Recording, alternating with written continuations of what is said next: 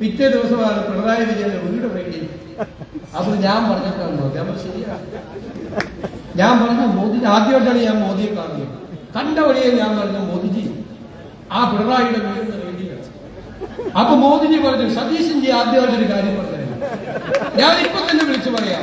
അപ്പൊ ഞാൻ പറഞ്ഞു ഒരു വീട് പോലെ 12 സ്ഥലത്ത് റെഡിയാണ്. അപ്പൊ സതീശൻജി ആദ്യമായി പറഞ്ഞ കാര്യമാണ് ഇപ്പൊ തന്നെ 12 വീടും റെഡി ചെയ്യണം. മോഡിജി വിളിച്ചു അങ്ങനെയാണ് പിണറായി വിജയന്റെ വീട് റെഡി. എന്താ ഇവർ പറയുന്നത്? പിന്നെ പറഞ്ഞു നമുക്കെതിരെ പോസ്റ്റ് ഇട്ടു കുറെ സമൂഹ മാധ്യമങ്ങൾ. അപ്പൊ ഞാൻ മെറ്റയോട് വിളിച്ചു പറഞ്ഞു എനിക്കെതിരായിട്ടുള്ള പോസ്റ്റ് എങ്ങനെ പോവുകയാണ്. ആരാന്ന് മനസ്സിലായില്ല, ഞങ്ങൾ വിചാരിക്കണമല്ല. ഞാൻ പറഞ്ഞ മെറ്റ വിലക്ക് ഇന്ത്യ മുഴുവൻ അവർ റിമൂവ് ചെയ്യാണ്. പലതും അവരുടെ പ്രശ്നങ്ങളാണ്. ഓരോ ദിവസം ഓരോ കാര്യമായിട്ട് വരികയാണ്. പിന്നെ പറഞ്ഞു ഞാൻ കോഴിക്കോട് കാപ്പിക്കട ഉദ്ഘാടനം ചെയ്തു. പിന്നെ ഞാൻ അറിഞ്ഞത് അവർക്ക് മനസ്സിലായത് 600 കോടി രൂപ നിക്ഷേപമുള്ള മലയാളി ചെറുപ്പക്കാരുടെ സ്ഥാപനമാണ് എന്റെ കേരളത്തിലെ ഓഫീസർ ഉദ്ഘാടനം. ഇനി കാപ്പിക്കട ഉദ്ഘാടനം ചെയ്യാൻ എന്താ കുഴപ്പം? ഞാൻ തട്ടുകട ഉദ്ഘാടനം ചെയ്യാൻ പോകും പാവപ്പെട്ടവരുടെ. പ്രിയപ്പെട്ട അധ്യക്ഷൻ, എന്റെ പ്രിയങ്കരനായ സ്നേഹിതൻ ശ്രീ സമദ് മങ്കട, പ്രിയപ്പെട്ട നമ്മുടെ MLA മാർ, ജില്ലാ കോൺഗ്രസ് കമ്മിറ്റിയുടെ പ്രസിഡന്റ് VS ജോയി, KPCCയുടെ ഭാരവാഹികൾ കൂടിയായ ശ്രീ ആര്യാടൻ ഷൗക്കത്ത് MLA, പ്രിയപ്പെട്ട ശ്രീ KP നൌഷാദ് അലി MLA, ശ്രീ ബാബുരാജ്, മറ്റ് ഉൾപ്പെടെയുള്ള ഏറ്റവും പ്രിയപ്പെട്ട സഹപ്രവർത്തകരെ, സുഹൃത്തുക്കളെ, നമുക്കൊരു വീടുണ്ടാകുക എന്നത് നമ്മുടെ എല്ലാവരുടെയും സ്വപ്നവും സന്തോഷമാണ്. പക്ഷേ മങ്കട മണ്ഡലത്തിലെ എല്ലാ കോൺഗ്രസുകാർക്കും കൂടി ഒരു വീടുണ്ടാകുക എന്ന് പറയുന്നത് അതിനേക്കാളും വലിയ സന്തോഷമാണ്.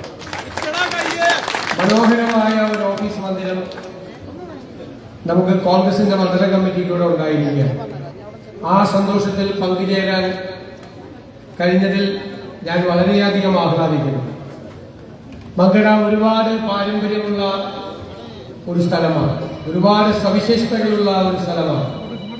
ഒറ്റപ്പാലത്തിന്റെയും പെരുന്തൽമണ്ണയുടെയും എല്ലാം ഒരു സാഹിത്യ വാസനയും ഭാഷയുടെ പ്രത്യേകതയും സാംസ്കാരികമായ തനിമയും എല്ലാം ഒത്തുനിൽക്കുന്ന, എല്ലാവരും ഒരുമിച്ച് സന്തോഷത്തോടെ ജീവിക്കുന്ന ഒരു പ്രദേശം എന്നുള്ള പ്രത്യേകത കൂടിയുള്ള സ്ഥലമാണ് മങ്കട.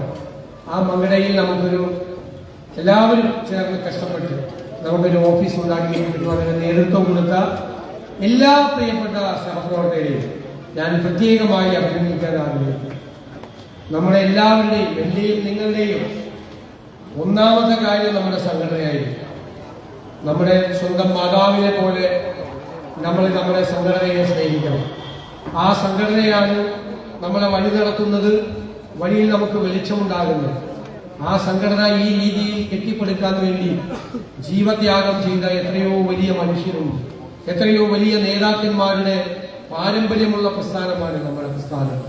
സ്വാതന്ത്ര്യ സമരത്തിന്റെ തീച്ചൂളയിൽ നാട് മുഴുവൻ കത്തിയെരിയുന്ന സമയത്ത് സ്വന്തം ജീവൻ അതിൽ ഹോമിച്ച നിരവധി നേതാക്കന്മാരുടെ സംഘടനയാണ്.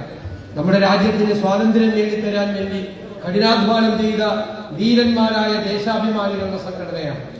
ലോകത്തൊരിടത്തും ഇത്രയും പാരമ്പര്യമുള്ള ഒരു രാഷ്ട്രീയ പ്രസ്ഥാനം ഉണ്ടാകുമെന്ന് ഞാൻ കരുതുന്നില്ല. ആ മൂവർണ്ണ പതാകയ്ക്ക് കീഴിൽ, നമ്മുടെ പ്രസ്ഥാനത്തിന്റെ മൂവർണ്ണ പതാകയ്ക്ക് കീഴിലാണ് നമ്മൾ നിൽക്കുന്നത് എന്നുള്ളതാണ് നമ്മുടെ ഏറ്റവും വലിയ അഭിമാനം. സംഘടനയോട് നീതി പുലർത്തുക, സംഘടനയോട് നീതി പുലർത്തിക്കൊണ്ട് തന്നെ നമുക്ക് ഒരുപാട് കാര്യങ്ങൾ ചെയ്യാൻ കഴിയും. കാരണം സംഘടന നമ്മളോട് പറയുന്നത് ജനങ്ങളോട് നീതി പുലർത്തണം എന്നാണ്.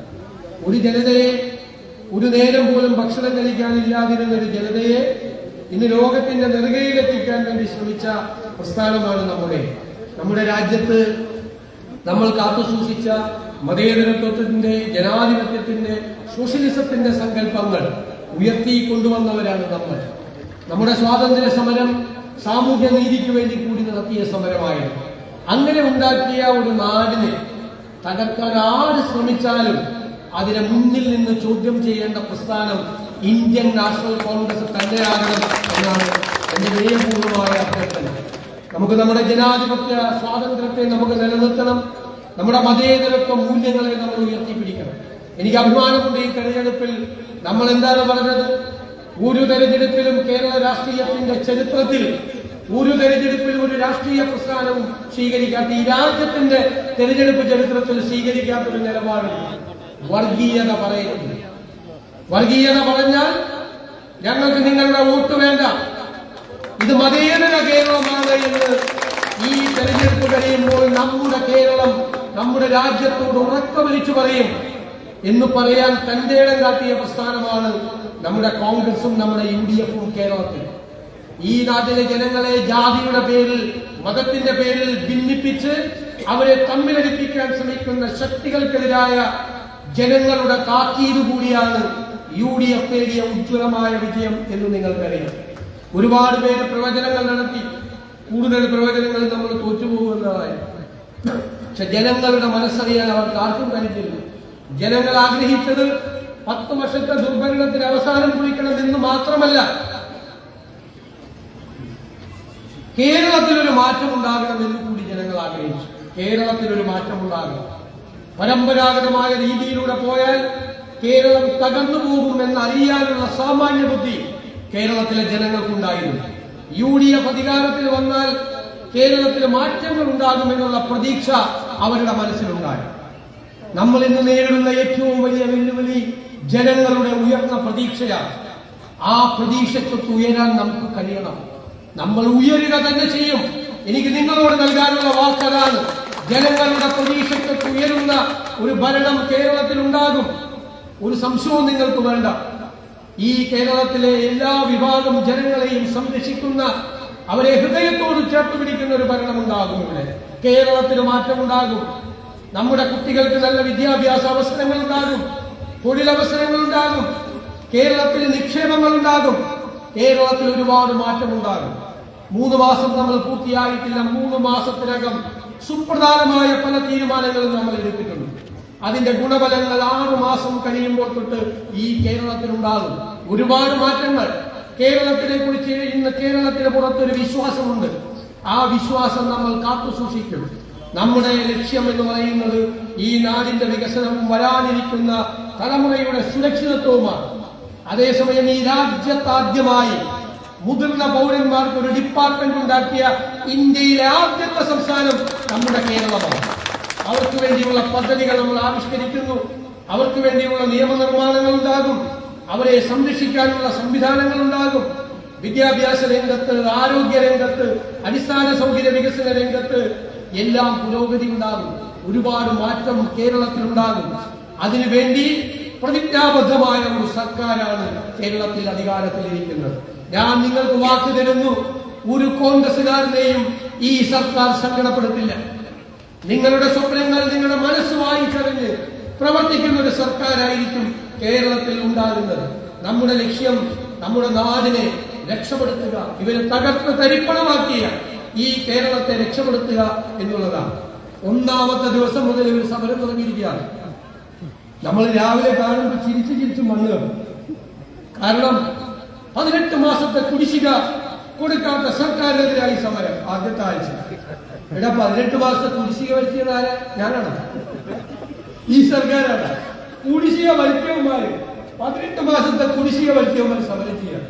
കുടിശ്ശിക വരുത്തിയതിന് നിങ്ങൾ ഒരു കാര്യം ഓർക്കണം, ജനങ്ങൾ ഇതെല്ലാം കാണുന്നുണ്ട്, അവർ ചിരിക്കുന്നുണ്ട് നന്നായി.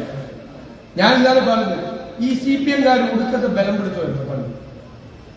ഇപ്പൊ ഒരു തമാശ പറയാൻ തുടങ്ങിയിട്ടുണ്ട്. ഇതുപോലത്തെ തമാശ ഓരോ ദിവസം തമാശയാണ്. ഞാൻ പ്രധാനമന്ത്രിയെ കണ്ട്, ഏത് മുഖ്യമന്ത്രി വന്നാലും പ്രധാനമന്ത്രിയെ പോയി കാണും. പിറ്റേ ദിവസമാണ് പിണറായി വിജയന്റെ വീട് വേണ്ടി. അപ്പൊ ഞാൻ പറഞ്ഞിട്ടാണ്, ഞാൻ ശരിയാണ്. ഞാൻ പറഞ്ഞ മോദി ആദ്യമായിട്ടാണ് ഞാൻ മോദിയെ കാണുന്നത്. കണ്ട വഴിയെ ഞാൻ പറഞ്ഞ മോദിജി ആ പിണറായിയുടെ വീടിന്റെ വേണ്ടിയാണ്. അപ്പൊ മോദിജി പറഞ്ഞു, സതീശൻജി ആദ്യമായിട്ടൊരു കാര്യം പറഞ്ഞു, ഞാൻ ഇപ്പൊ തന്നെ വിളിച്ചു പറയാം. അപ്പൊ ഞാൻ പറഞ്ഞു, ഒരു വീട് പോരാ, 12 സ്ഥലത്ത് റെയ്ഡ് ചെയ്യണം. അപ്പൊ സതീശൻജി ആദ്യമായി പറഞ്ഞ കാര്യമാണ്, ഇപ്പൊ തന്നെ 12 വീടും റെയ്ഡ് ചെയ്യണം. മോദിജി വിളിച്ചു പറഞ്ഞു, അങ്ങനെയാണ് പിണറായി വിജയന്റെ വീട് റെയ്ഡ് ചെയ്യണം. എന്താ ഇവർ പറയുന്നത്? പിന്നെ പറഞ്ഞു, നമുക്കെതിരെ പോസ്റ്റ് ഇട്ടു കുറെ സമൂഹ മാധ്യമങ്ങൾ. അപ്പൊ ഞാൻ മെറ്റയോട് വിളിച്ചു പറഞ്ഞു, എനിക്കെതിരായിട്ടുള്ള പോസ്റ്റ് എങ്ങനെ പോവുകയാണ്? ആരാണ് മനസ്സിലായത്? ഞങ്ങൾ വിചാരിക്കണമല്ല. ഞാൻ പറഞ്ഞ മെറ്റ വിലക്ക് ഇന്ത്യ മുഴുവൻ അവർ റിമൂവ് ചെയ്യാണ് പലതും അവരുടെ പ്രശ്നങ്ങളാണ്. ഓരോ ദിവസവും ഓരോ കാര്യമായിട്ട് വരികയാണ്. പിന്നെ പറഞ്ഞു ഞാൻ കോഴിക്കോട് കാപ്പിക്കട ഉദ്ഘാടനം ചെയ്തു. പിന്നെയാണ് അറിഞ്ഞത് അവർക്ക് മനസ്സിലായത് 600 കോടി രൂപ നിക്ഷേപമുള്ള മലയാളി ചെറുപ്പക്കാരുടെ സ്ഥാപനമാണ് എന്റെ കേരളത്തിലെ ഓഫീസർ ഉദ്ഘാടനം ചെയ്ത്. നീ കാപ്പിക്കട ഉദ്ഘാടനം ചെയ്യാൻ എന്താ കുഴപ്പം? ഞാൻ തട്ടുകട ഉദ്ഘാടനം ചെയ്യാൻ പോകും പാവപ്പെട്ടവരുടെ. എന്ത് കുഴപ്പം? എന്റെ നിയോജകമണ്ഡലത്തിൽ ഞാൻ തട്ടുകടയിൽ ഉദ്ഘാടനം ചെയ്യാറുണ്ട്. എനിക്ക് സമയമുണ്ടെങ്കിൽ ഒരു പാവപ്പെട്ടവരെ തുടങ്ങിയാൽ അതും പോയി ചെയ്തു കൊടുക്കും. ഒരു കുഴപ്പമില്ല. ഇത് തട്ടുകട കാപ്പിക്കട ആയിരുന്നില്ല. 600 കോടി രൂപയുടെ നിക്ഷേപമായിരുന്നു.